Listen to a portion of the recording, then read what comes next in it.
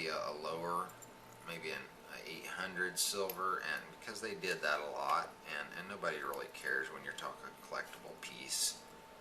But for a scrap piece, maybe this piece is all damaged up, and a lot of them are. You want to watch those. I've seen a lot of this here undercarried, and I've seen a lot of it that is just hard to explain. Nickel silver, German silver, and what we're really talking about there with German silver and nickel silver is we're talking about white brass. Or it's some combination of brass with a silver plating, and I think that's a lot of times what these are, is a good white brass with a silver plating. I would test them if you're going to buy them for scrap and you don't have that look.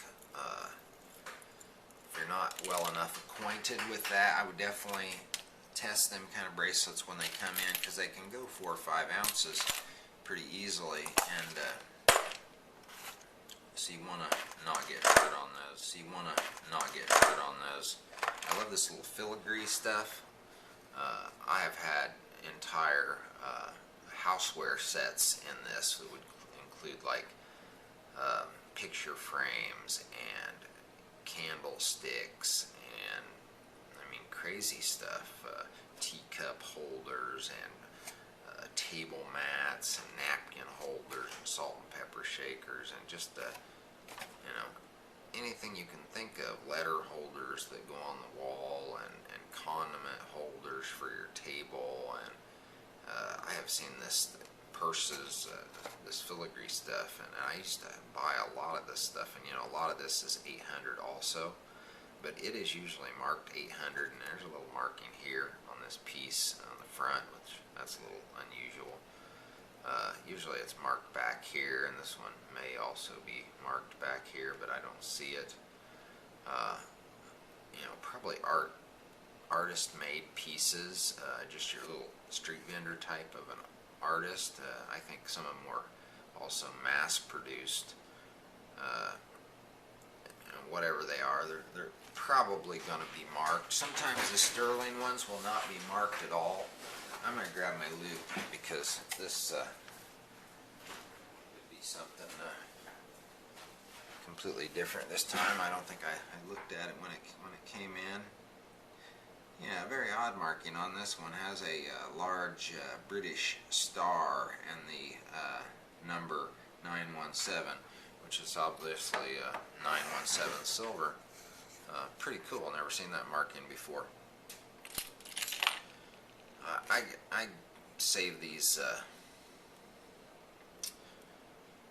Indian type rings and sell those in lots of Indian jewelry. To tell you the truth, I normally lose on them, because there is more of the stuff out there than there are collectors and buyers, especially when the price gets up like this and they're used to, it's that normalcy bias thing, like we all have on these prices when we were all waiting for it to hit 1,000, and now it's approaching double that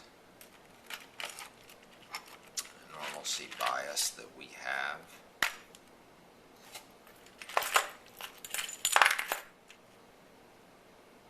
Very old.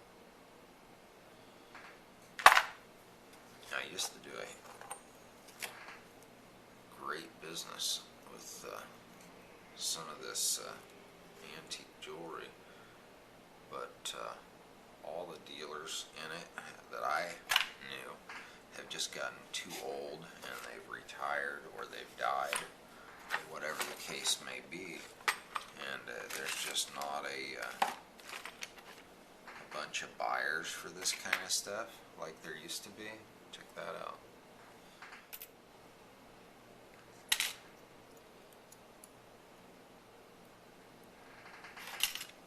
But I have a buyer coming for this stuff.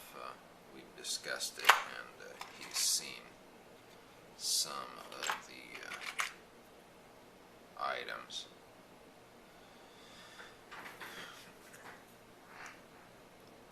you know, how should you sell this? You know, maybe you've gathered up a group of 50 silver Southwest. That's broken.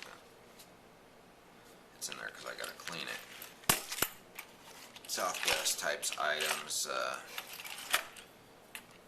This is one of my favorites. I've had this lying around for. I just keep moving it from one pile of scrap to another pile of scrap. But it's the Aztec calendar on a pendant and then a crab, which the crab is my sign. But anyhow, you get a bunch of this.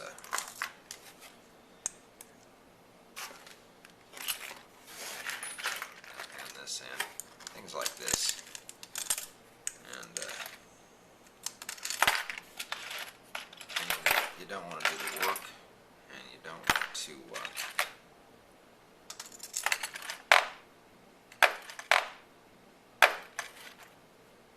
sell it for scrap. And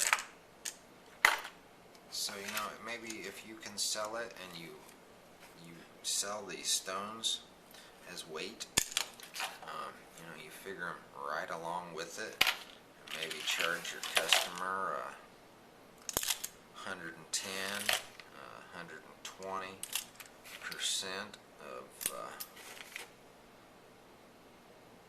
spot. And my point is, you know, to get a good price out of some of this stuff, I mean, you save yourself the work, you get 110, 120% of market for it, and you know, it's like recycling on the in its best form. You know, you don't waste all those beautiful piece right there. Years of labor making this stuff, and just melted down for nothing. There's a little Snoopy charm bracelet, super cool. Peanuts. And there's a lot of Tiffany stuff in here. Pretty common Tiffany piece there. It's not worth much.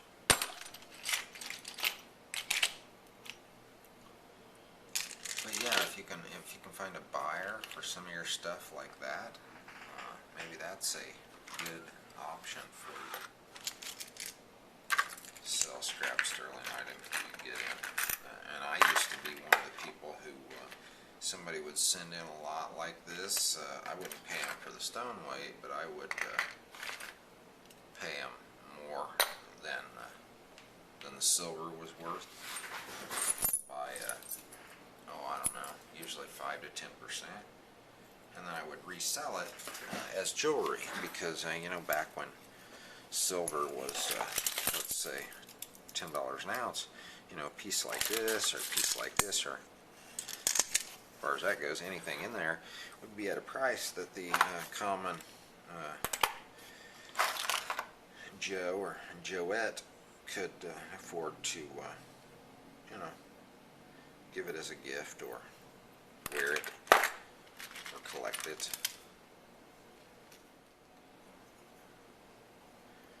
But I'm not so sure that's the case anymore. I mean, I guess you'd say that's not expensive. You know, you've got that piece there, that's probably 3/4 of an ounce. So, you know, you're talking $30 scrap after you beat on it with a hammer. Yeah, you know, that's getting up there.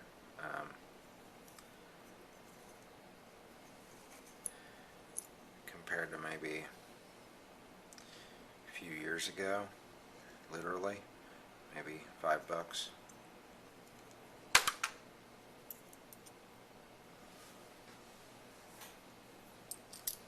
That's all I got for now. Goodbye, folks.